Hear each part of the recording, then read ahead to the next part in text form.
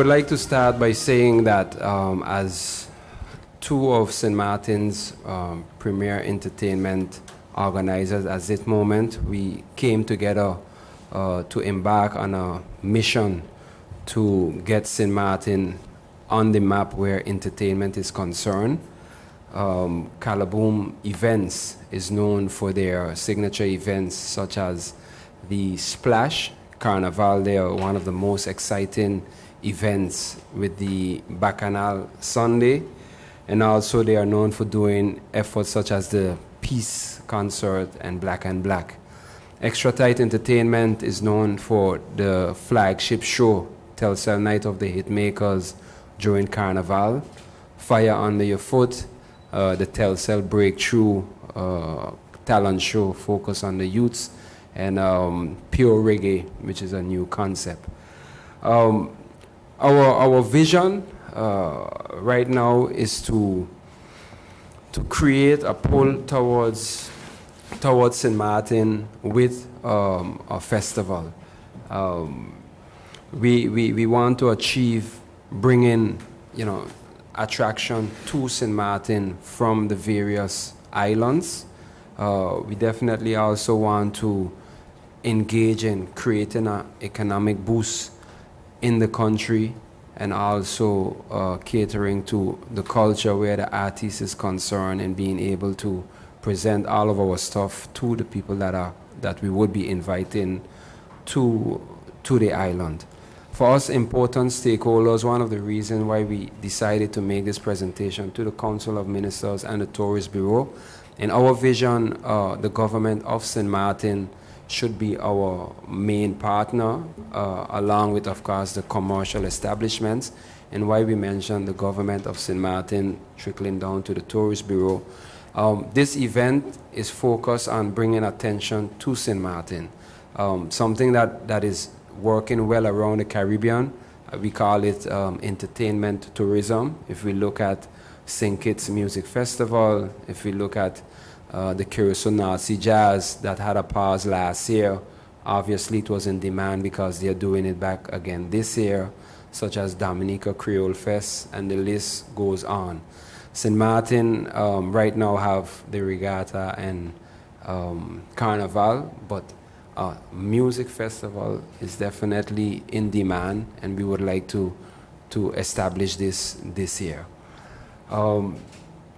What we want to do, if we look at St. Martin is a passive destination. Why we say that? It's a hub. It's the second biggest hub after Puerto Rico. So we have people that are landing here, and with this festival, we could give them a reason to stay here on the way to St. Bart's or on the way to wherever they are going. If we market it proper, they would say, all right, stay over, because staying over a day or two usually doesn't cost you more expense when it comes to tickets. So it could create a stay here. The active part of it is us promoting the event outside, such as the French West Indies, Aruba, Curacao, the Antilles, and as far as Suriname, which is a destination where I recently visited, and are very interested in taking part in this initiative to get people to St. Martin. I think new opportunities are rising.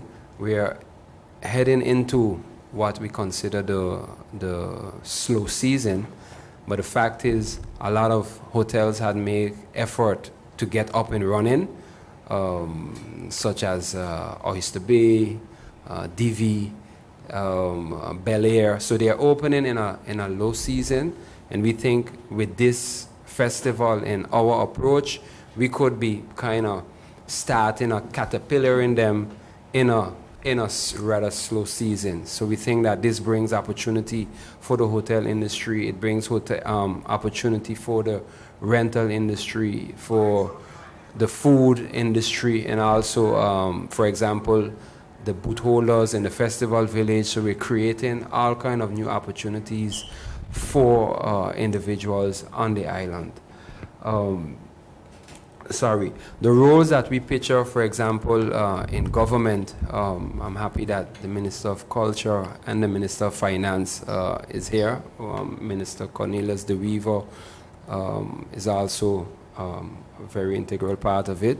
Where culture is concerned, you know, St. Martin, we want to market the destination because, in our opinion, compared to all the other destinations that have major festivals, St. Martin will blow all of them out of the sea with our many attractions outside of the event. So I think that where the culture is concerned, our artists, we're going to have a good blend between local and international artists. The international artists will be very important for the pull to the island, and the local part is definitely to push towards the outside. Something for us that is also very important in regards to finance. Being in Carnival, we are aware of the taxes that are involved with keeping entertainment. We are not saying that we don't want to pay any taxes because we believe in helping to build our country.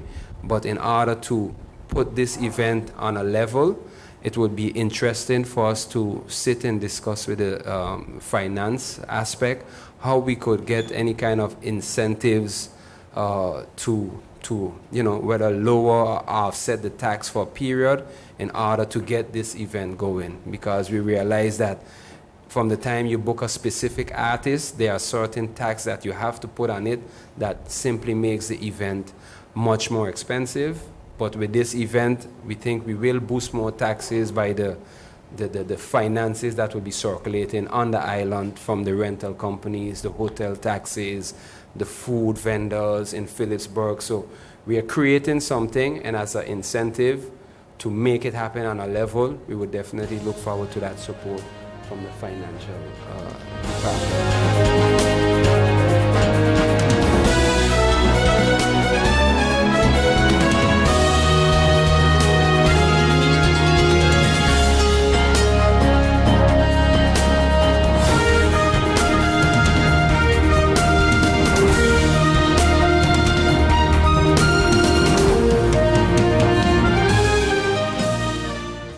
GEBE has been faithfully serving the communities of St. Martin, powering your home and our economy.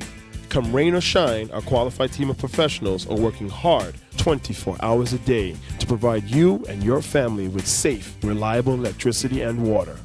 We use the latest technologies and test our products daily to maintain the highest international standards. Our friendly staff is always there to assist you, whether in person, over the phone, or online.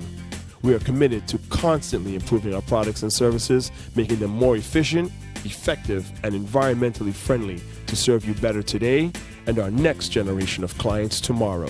GEBE, powering a brighter future. Our friend Megawati is here with tips to save you energy. 1. Turn your airco temperature up. 2. Use a ceiling fan instead. 3. Buy energy-saving products. Save some green with NVGEBE.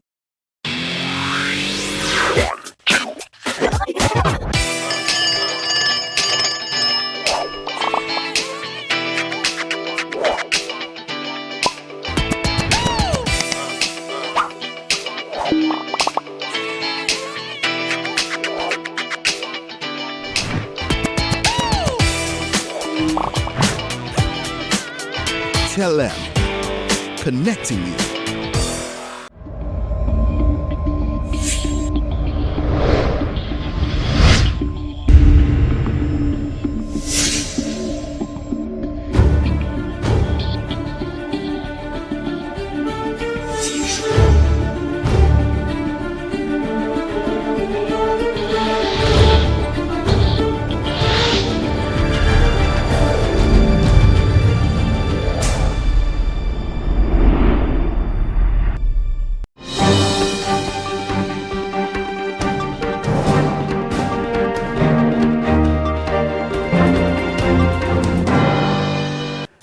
Almost on a weekly basis, I get confronted by people who say, government owes me money and I can't seem to get paid.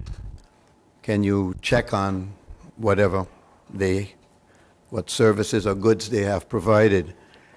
And almost every time when we dig in, we find that goods and services have been delivered to government, without the proper procurement procedures have been followed, which means that very often somebody who knows somebody would pick up the phone and say, I need this and this and this for my office to keep running, and the supplier, wanting to help government, which we say thanks for the wanting to help, would deliver the goods, deliver the services, and then, of course, present an invoice.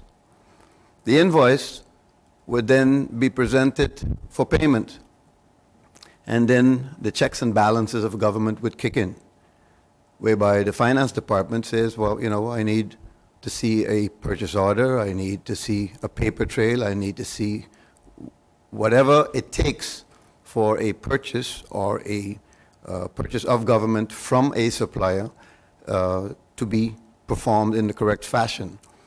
And then payment would stop. The payment system, the payment procedure, the process would stop, simply because the checks and balance would say, hey, not everything is in place, so this cannot be paid.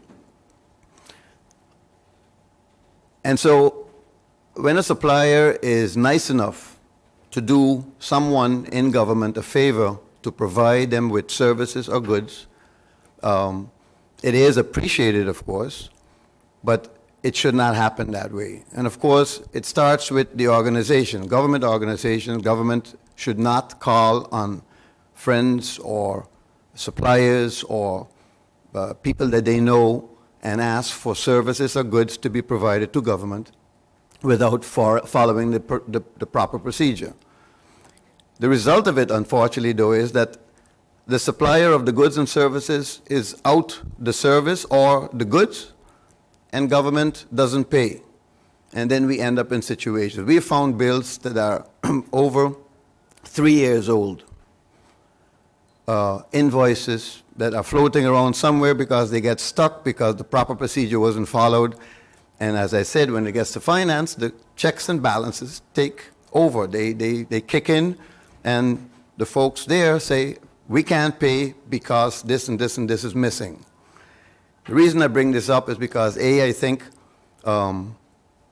it is bad, terrible for a supplier of goods and services to, A, put out their goods and services and not get paid for it. Secondly, it creates a situation for government where we think we owe X, but we owe X plus, because all over the place we're finding invoices that have not been paid. So what I'm asking, and what I'm going to make a public a request to all suppliers on this island, if you're going to do business with government, make sure you do it in accordance with the procedures that are expected. Now, of course, again, it starts with our own organization. Our employees need to make sure they follow the correct procurement procedure, make sure they have the authority to be able to make a purchase. And I'm asking all suppliers on St. Martin, do not supply government with any service or any item without having proper papers in your hand that will guarantee you will get paid on time. That is just something I think we need to put out there, because, as I say again, government must operate in the correct fashion, but also what I see in some of these, the way how some of these invoices come across, is that maybe some suppliers think, well, if I provide a service and I provide a good and I give a bill and I give an invoice, government must pay. Well, there's simply a procedure that government must follow, because we're talking about taxpayers' money that needs to be dealt with in a correct fashion. And so I ask all suppliers, if you are asked to supply government with anything, make sure whoever asks you to supply that service or good provides you with the proper authorization from an appropriate person or department to be able to make that kind of purchase on behalf of government. That way you protect yourself, and this way government doesn't end up in a bigger problem than it thinks it already is.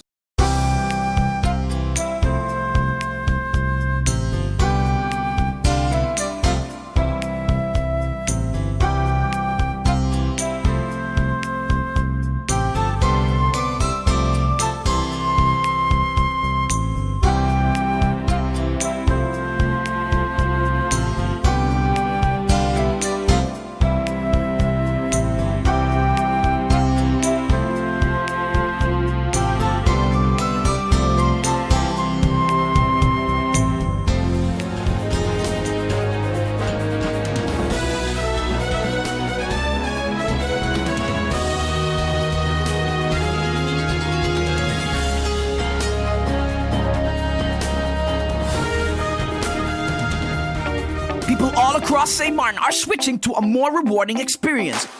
The WIB MasterCard Fun Miles credit card, better known as My Card. Earn 1 Fun Mile for every $2 spent, even abroad and online. This will quickly get you a ton of Fun Miles to redeem for travel, shopping, food, fuel, and much more. But there's more to My Card. Worldwide acceptance, an EMV chip for extra security, and 250 free Fun Miles with first use. Switch to My Card today at WIB. Fun miles, from within your reach.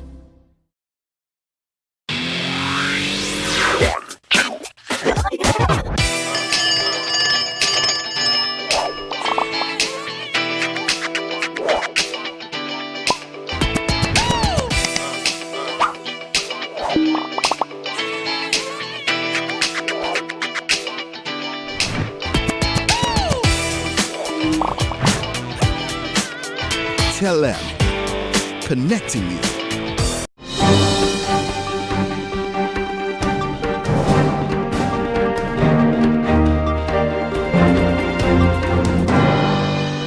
Central to the discussions in the IPCO, which is the 4 parliaments, was of course the matter of the dispute regulation.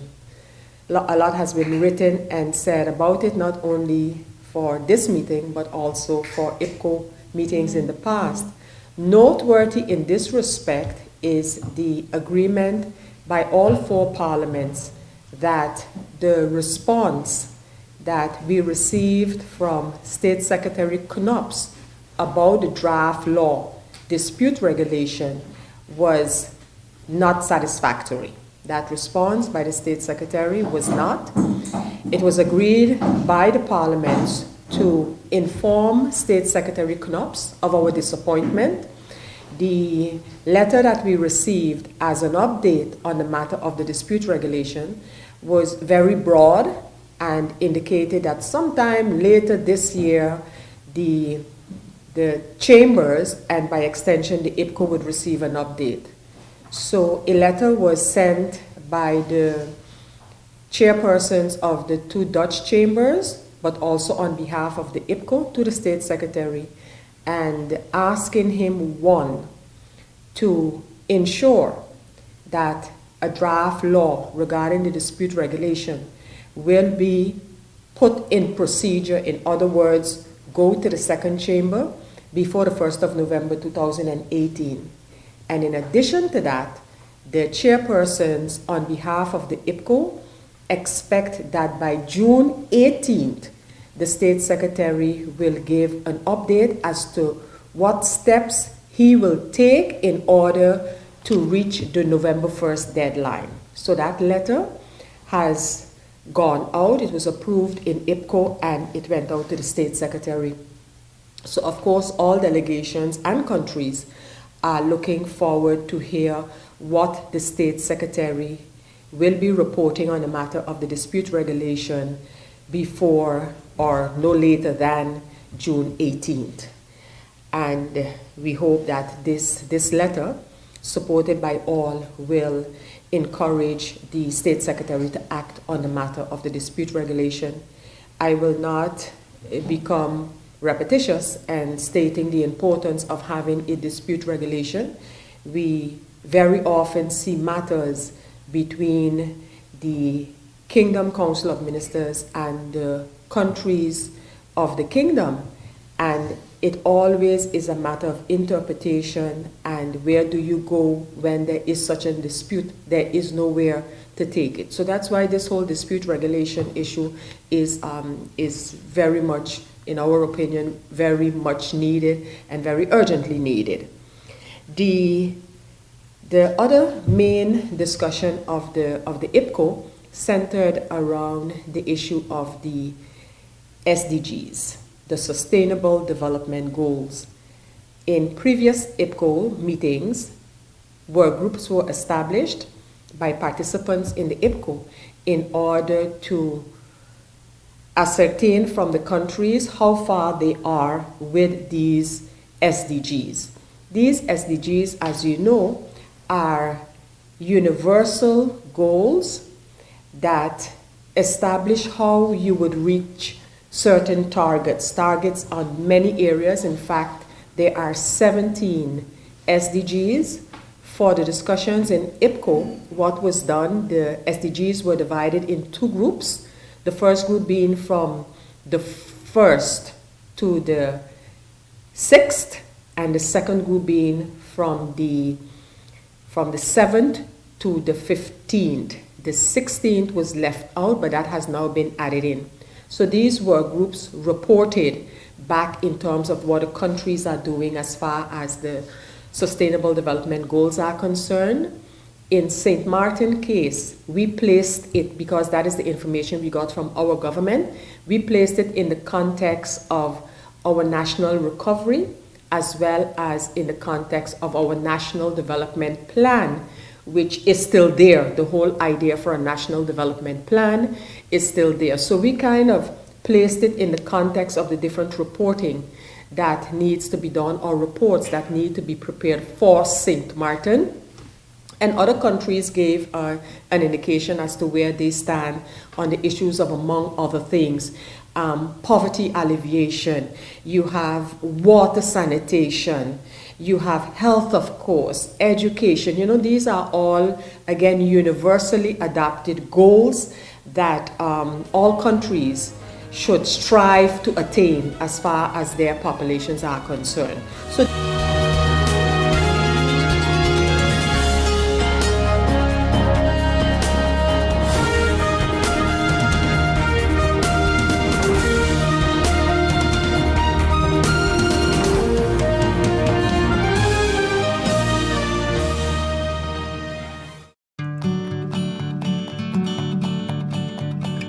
it's been said that behind every door, possibility awaits.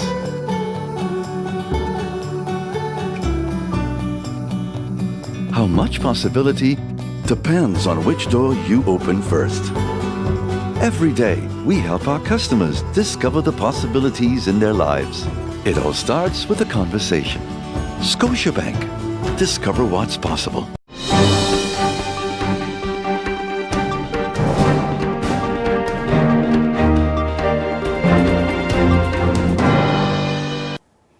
Many of the top priorities will be addressed in the first generation of projects that will be financed by the Trust Fund.